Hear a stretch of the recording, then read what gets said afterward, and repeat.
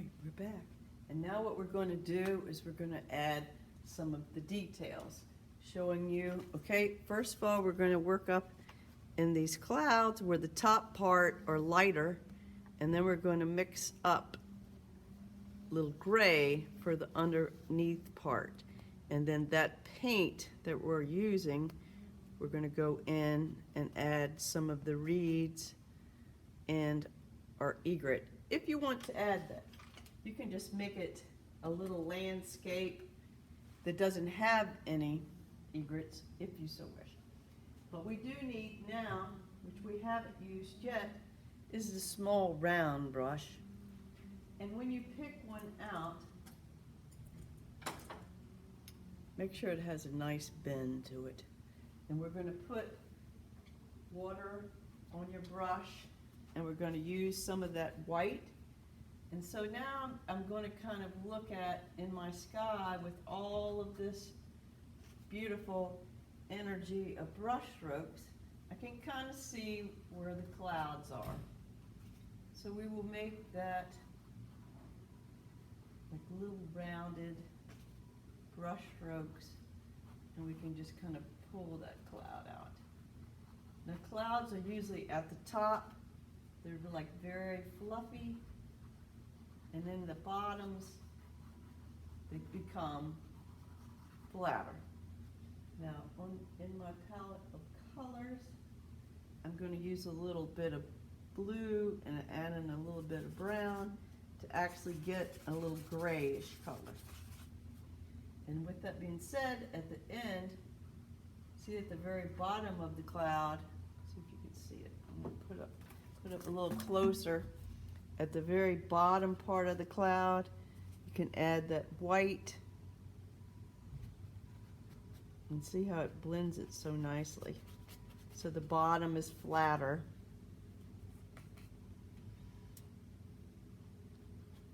Grayer. And see how it's developing into a cloud. And then you can take the white and balance that white with the grayer and see how it separates to make it looking like the cloud. So that's what we're going to do.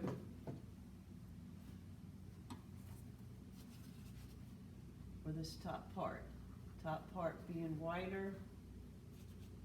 This top part over here, this to me looks like a cloud, so I'm going to kind of play with that there.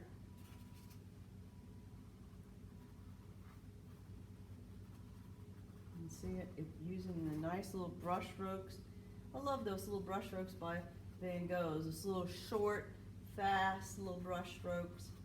But if you want a more brush stroke that's calmer, you definitely want to use a flatter brush stroke, because then see you can get that flat, very flat, creamy kind of cloud. And so you can go in with a dry brush, kind of fill it in, make it blend. A lot of people like their paint to be a little bit more blended, so you can put your brush in water anytime, or use that dry brush, and it'll really blend your color. See how the difference between the flat brush stroke and then the curved one. Even with the water, flat brush stroke with the water, which you could add just a little bit in there, especially in the foreground of the picture, which is right here. You can add a little bit in there so you can have a little swiftness of the water. I was on a boat the other day. When you go up the Intracoastal Waterway, there are all of these beautiful areas of sand, because the water gets so thin and shallow, so you can kind of hang out and just swim like a mermaid. I was like, oh man, this is great. So we're doing our little series of landscapes. Last time we did the ocean, this time we're doing the sound. All right, so now we're still working on adding a little bit more white in the cloud area. and then reflecting that white in the water. So we're adding clouds in here and then reflecting that white. Now I'm going to have to get just a little bit more white. All right, I'm getting a little bit more white.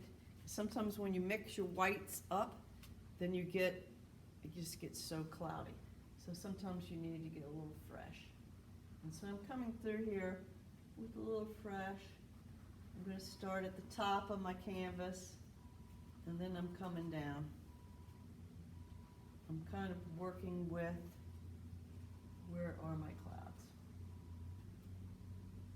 Sometimes these clouds on my little sound side make beautiful little angels and horses, and watching the clouds has been kind of one of my pastimes in the quarantine time, which we're hoping will end sooner than later, although I've been able to enjoy the beautiful peace of living on the island with no hurricane. We don't have any more hurricane.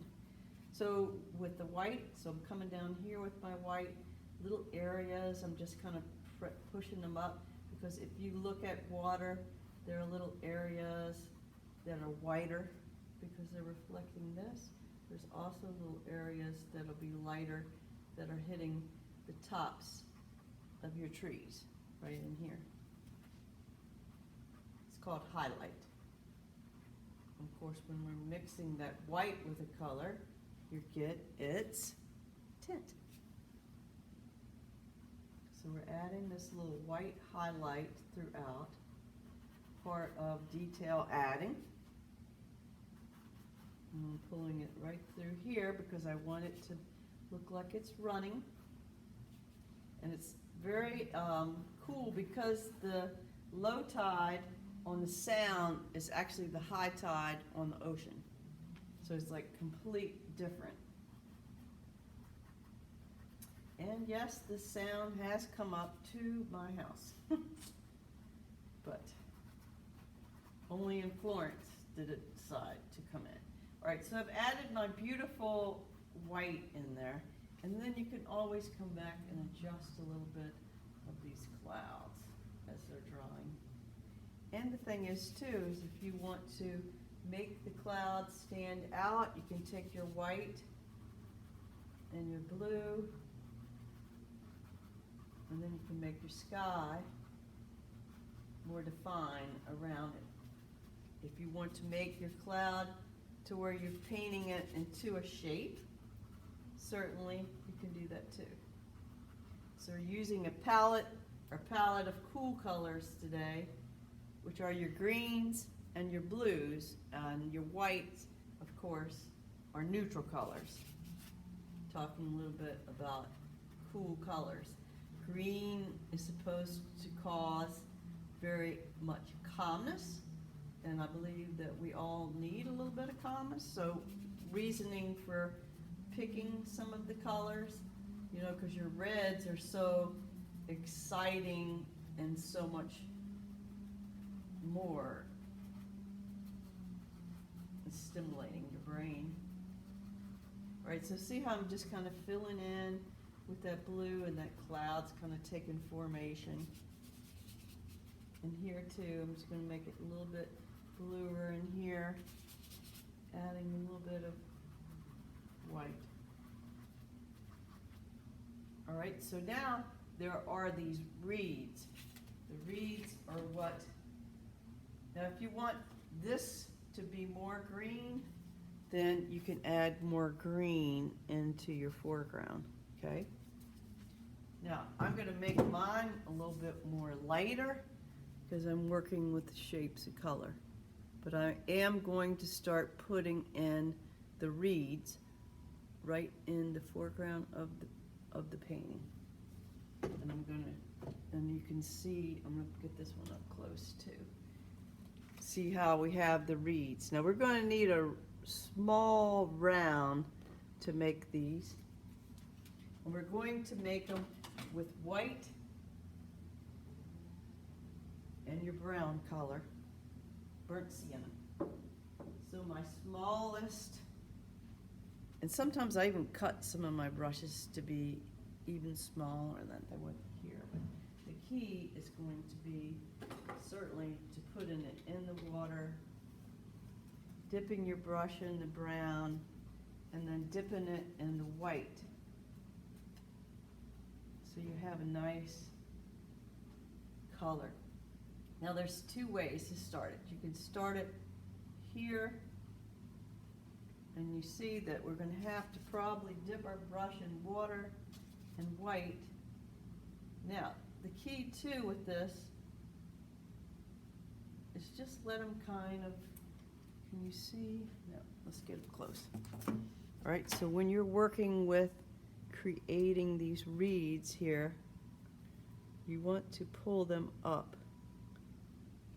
And different varieties too,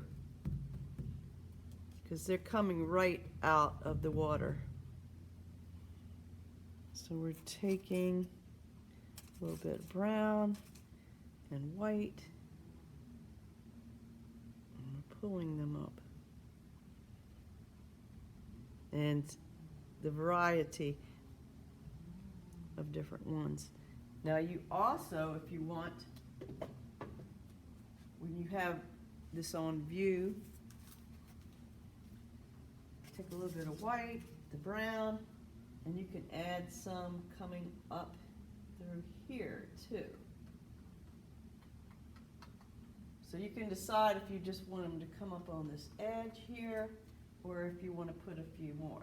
Now, when I first did this one here, there's so many reeds that this one is just going to be a little bit less.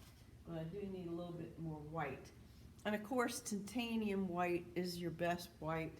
And when you really get professional in buying your own grade of paint, this Grumbacher Academy is very good. Golden is certainly the best, but Grumbacher, you can't beat it. So we're going to get that small brush in here.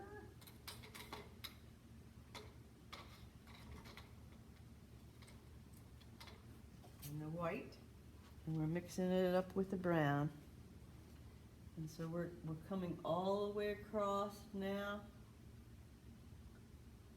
because these reeds have really reseeded themselves to come very thick. Watching nature kind of protecting itself. Now, do we have alligators in there? Yes, indeed. Have I seen an alligator? No, thank goodness. But they're out there. We've thought about doing a dock going out there, but it would just continue to flood. So we'll just have to do a little canoeing. All right, so I'm coming down and I'm making my little reeds, and you can see, I'm going to show you up close because it's a little bit hard to see. See how the reeds are kind of just forming. Now these on this side, a little darker. This is with another brush. But what you can do too is you can take it and you can scruff it a little bit like this, so it breaks up some of those lines. It's called sgraffito when you actually kind of scruff in. And so we can always go back in and make that water looking like it's coming through there. But it's definitely low salt marsh. There's a great little walkway in Surf City by me, which you can actually go out. They got a little sign talking about low salt marsh. And they have even some of the best oysters ever coming from there. If you like oysters. So I'm taking my brown and my white, and of course you could take your time with adding all these little reeds, which is very interesting too. When you watch the wind will blow them very wispy. And so you can add white, you can add brown. And here too, as it goes back, your little reeds are going to get smaller as they go back. So I'm going to add them right in here. And that's how we're going to show perspective, because they're going to get a little smaller as they're coming back in there. And your toothpick, you could even use a toothpick to get a little teeny tiny line.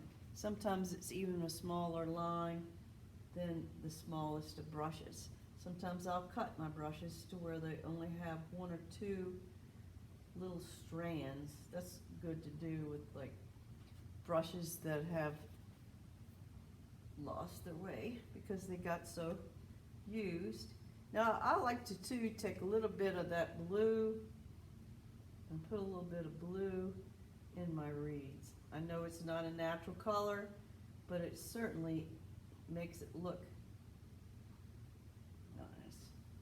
Now too, if you ever paint something and you feel like, oh, don't really like it, you can always take that dry brush and dry brush it out, because it's got a little bit thick. And the thing is too, if you want to add a little bit of green in there in between, you can, because you're working on that sound. Like this probably needs a little bit more green in there. So I'm kind of working on the detail. Now, you can see, I'll show you. See how all the grasses have come.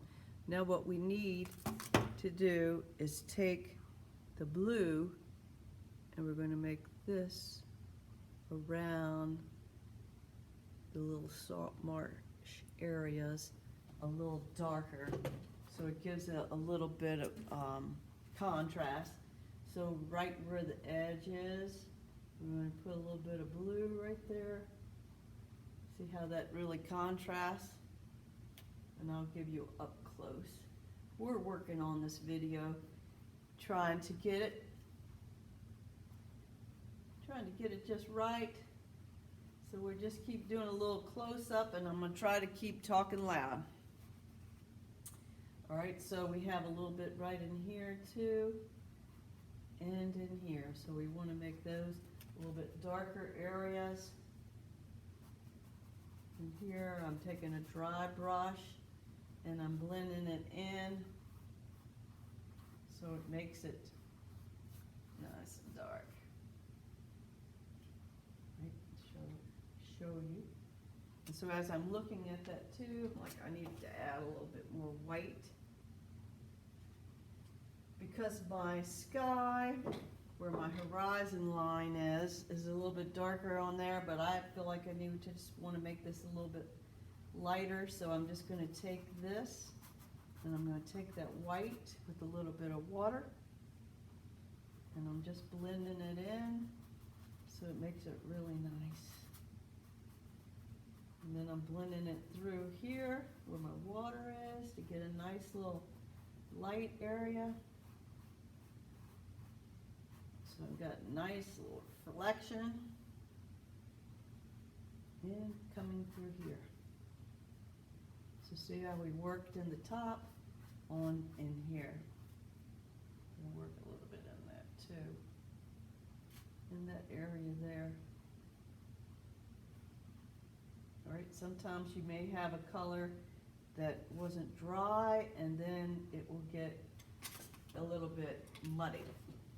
Like right in there, this part right here got just a tiny little bit of muddy there. So that's when you need to stop and blow dry. So that's what I'm doing, and I'll be